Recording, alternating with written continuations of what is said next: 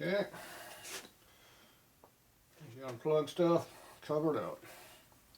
Okay, so this is my nitrous system over here I'm disconnecting. So these are your big solenoids here. I think they call these cheetah solenoids back in the day. So it's their big ones. These are the 300 horsepower nitrous systems. You use these ones. So easy to feed them with a 1/4 inch line. I feed mine with 3/8 line because I need more fuel than. When you run nitromethane and alcohol through your solenoids, which are only supposed to have gasoline, you're running 4 and 5 times the volume of fuel through your system. Just like all these fittings in here, all have to be drilled way out bigger than stock. The solenoids have to be reamed out inside the solenoid also for more flow. I found that was a restriction after a few years, so I opened those up. The fittings to these nozzles and things are only like 90 thou full size through them. Yet the jets, they say it goes up to 125, so you get an idea what happens when you put a 125 jet with a 93 hole over here. The jet doesn't do anything. That was a few pistons, trying to figure that one out. Keep changing jets, keep melting pistons, wonder what's going on. So it takes a while to figure this stuff out. The stainless steel lines are thinner than the steel lines, so they flow more fuel. It's another thing you learn. So everything's a learning experience. And I went from 1/4 inch line to 3/8 line. I stopped leaning out my motor. So, and that's when I'm running 30 pounds of fuel pressure too. So not running 5, 6 pounds like everybody else does. So you can imagine the fuel volume on the systems are going through these things. On a car, this stuff will be putting out 700-800 horsepower with nitrous, easy. But on the bike, you don't get that much. But you do get a lot. You got 4 nozzles feeding that one motor, 1 cylinder, so you can figure out how much is going in there.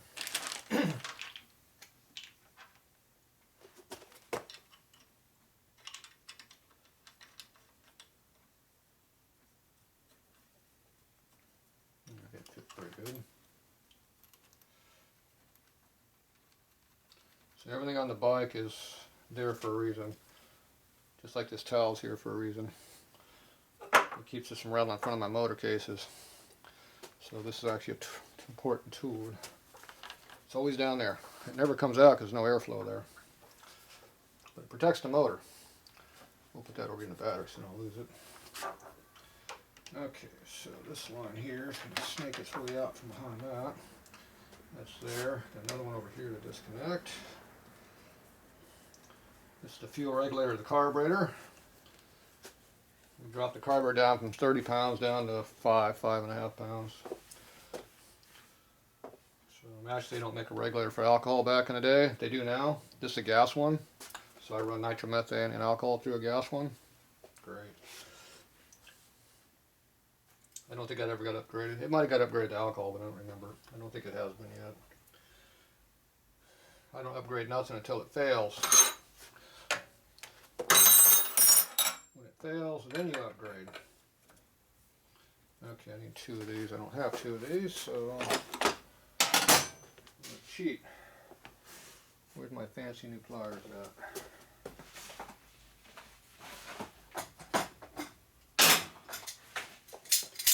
These are nip pliers. Nip picks. Nippers. Alright, so we can hold it with the wrench. Where'd the wrench go? Over here. I'll use this to do this part.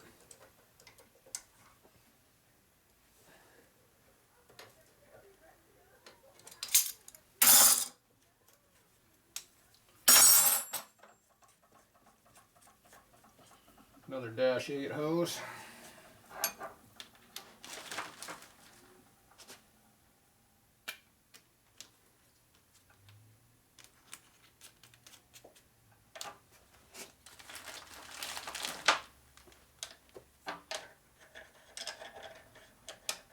That's like chrome. It's real shiny zinc. Okay. So we got to get all these disconnected. Okay, that one goes down below. I can't get to. So I pop it up over here once I find the wrench.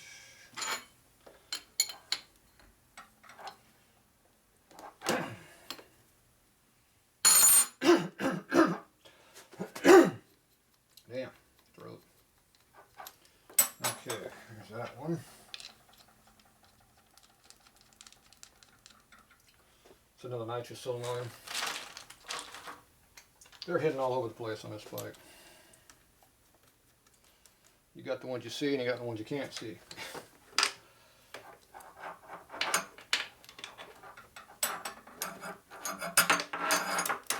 Oh, snake out of there. Everything's disconnected. Just gonna have to come out.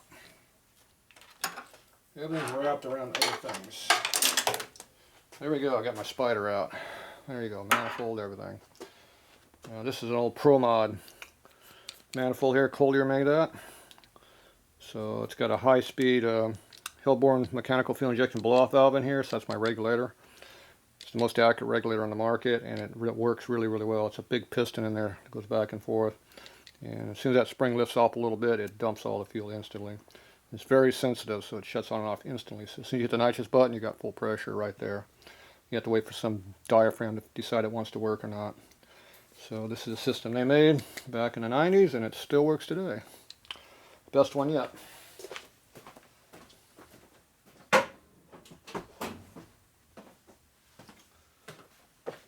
Now that everything's electronically done, most things, but they still use a lot of mechanical out there. Okay, now we're getting ourselves worked down to where you can see more stuff in the bike now. So now you can see the solenoids a lot better. You can see another solenoid down here, but it's covered in dirt. That's another one right down there. And you got the fuel pump down here, which is not a fuel pump, it's actually an oil pump. So it's a Harley blue fuel pump. It's a vane, rotary vane, so it works on anything. So that goes down to my oil pan. Fitting right down in there in the oil pan. It goes there. Now you want to know how low my bike is? This is the fuel tank clearance. This is the oil pan clearance. Height of your hand. That's how low the bike is. So the frame's about 2.5, 3 inches off the ground, probably 3, but the oil pan sticks way down lower. It's only about 1.5 inches off the ground at best. So it sits low. So that thing's a piece, that's a big chunk of aluminum under there, so it, whatever it hits, it just knocks it off the ground, doesn't hurt it. Alright, so I gotta pull all this stuff off too, but we're working on it. So I gotta take some more, I'm gonna work on the carburetor now, getting that all off. Get all these lines and stuff off of here, these nitrous lines. Pull all the jets out that are in there. Don't lose them. I don't remember what size they're in there. Whatever they are, they're too damn big. Because they were too small on one run and too big on the other, because I don't think the fuel pump was working on the first run. It's not working very well. That means it wasn't working at all, basically. It's not working well, it ain't working. Okay, so let's get the big one out of the way first.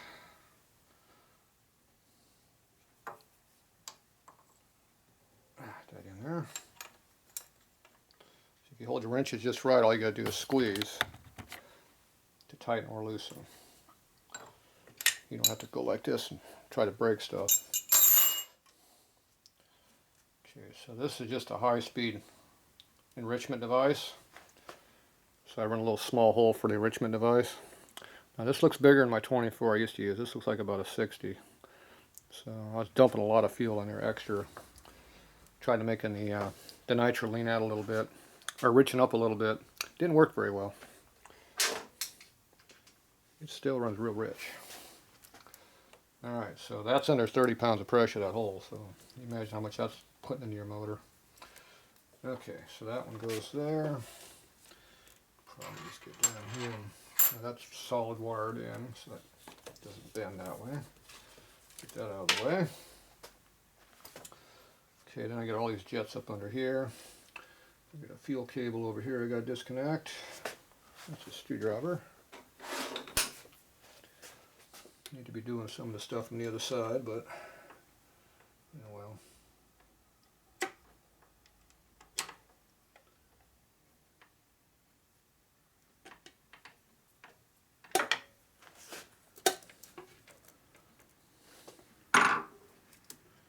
So I use a McCuney throttle cable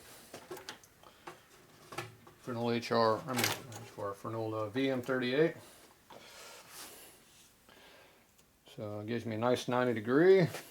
It plugs into the hole for a regular cable, and I crimped down on top of the ferrule that's already on here, the brass ferrule, so I never hurt the cable. This cable's been on the bike for 20 years. It still works perfect. So you put the correct stuff on the bike and it doesn't fail. It's probably a Barnett cable anyway. Alright, that's that part. That fuel line's disconnected. We still got one more over here to disconnect. Usually I do that one at the carburetor. Alright, go on the other side of the bike. Go work on the other side of the bike a little bit.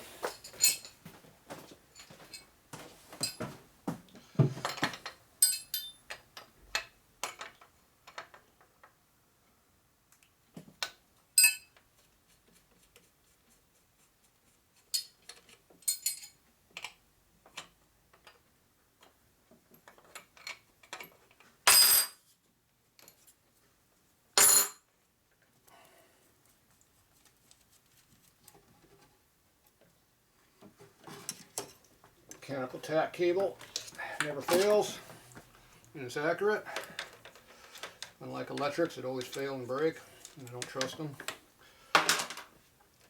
Alright, that one's out. We'll get that one later. Okay, we're ready to disconnect some more nitrous. So the first thing we do is just loosen up everything.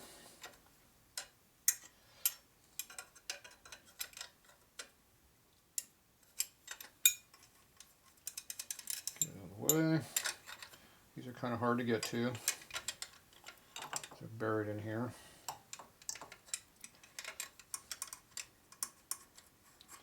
Some you get from this side, some you get from the other side. It's been a while since I worked on this, so I don't remember exactly how I do every one, but it's like everything, little tricks to get to things. Okay, those two are out. That's a fuel jet again. That's a big one, see? That's probably a 125 thou one. So I fattened it up a lot for the second pass because it didn't run on the first pass. The problem is, it didn't work very well. Too much. You go from not enough to too much. Okay, fitting jet doesn't want to come out of there. Come on, get out of there. There we go. See, that one's a little small. See how small a nitrous jet is? I had it turned. I didn't run the nitrous, so I shut it down as far as I could. Alright. I'll have to guess on jetting what I do next time because I don't know what I'm going to do yet. We're going to do something though. Okay, this one here can go bye-bye.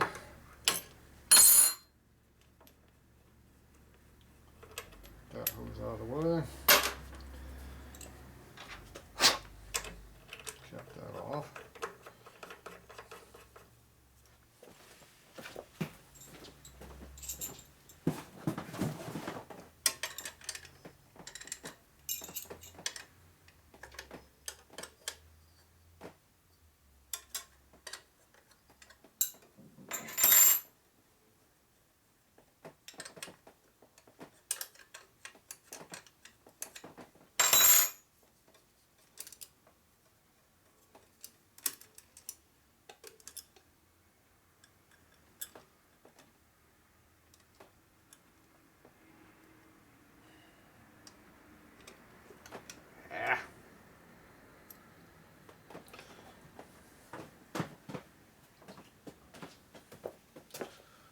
Another big jet.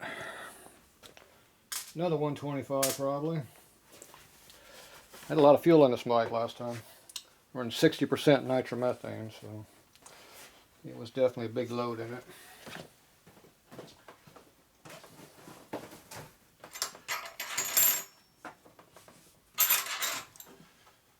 Okay.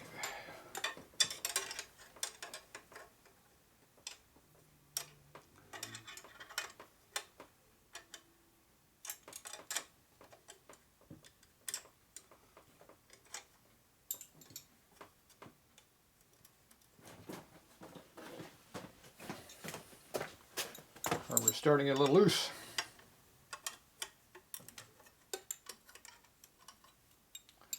Always try to support the fittings because they're so thin. They tend to want to unscrew. Okay, carbs free now. Okay.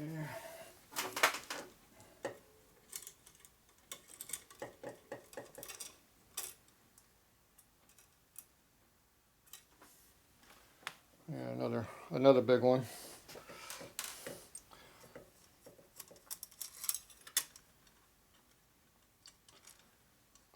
But I guess another big one. Did I say I fattened it up a little bit? It's a little rich. Okay, all right, and the carbonator.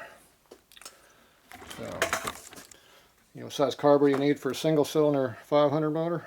About that big. Super D turbo alcohol carburetor. Not the nitro carburetor, one step below it. But when you turn the thing open, you can see straight through it pretty easily. See? Boom. And so you can see all the nitrous nozzles sticking in the port from this side. You got two right down here squirting in, and you got two way up inside in there. And then you got one up here on the side here. So these ones are coming from underneath. So those flow right into the valve port.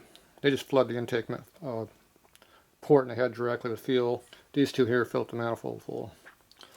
So you got an auxiliary fuel line over here. So as you open your throttle up right here, it lifts up this valve right here, and that opens up this valve right here, which is a 5/16 hole.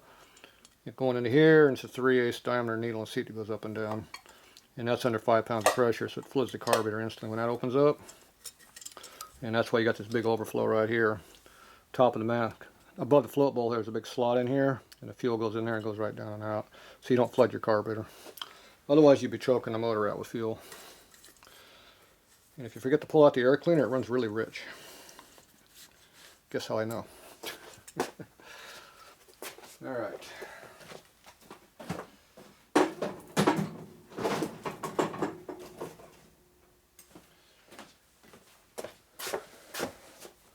Alright, so now you can kind of see what's going on over here pretty heavily. So these are oil drains for the heads that come up here. Here's another oil drain right here.